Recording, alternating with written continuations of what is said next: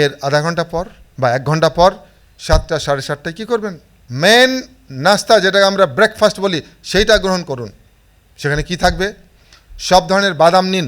সব ধরনের বাদামের মধ্যে কি কি, আপনি চীনাবাদাম নিন 10টি, কাঠবাদাম 4টি, পেস্তা বাদাম 8টি, কাজু বাদাম 3টি, আখরোট 2টি, আর 3 ধরনের বীজ নিন। মিষ্টি কুমড়া বীজ 3-4 চা চামচ নিন, সূর্যমুখী বীজ 20 থেকে 30টা এবং তরমুজের বীজ 20 থেকে 30টা। সারা রাত ভিজিয়ে রাখুন, সকালবেলা ভালো করে ধুয়ে নিন।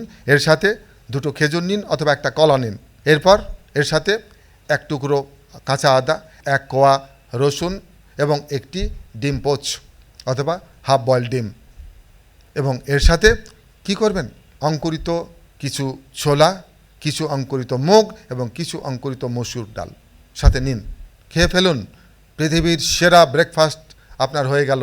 এইটুকু জোর দিয়ে বলতে পারি, এই ব্রেকফাস্ট যদি আপনি সপ্তাহে 4 থেকে 5 দিন করেন, আপনি শুধু স্লিম হবেন না, আপনার শুধু ওজন কমবে না, আপনি পৃথিবীর অন্যতম প্রাণবন্ত মানুষে পরিণত হবেন।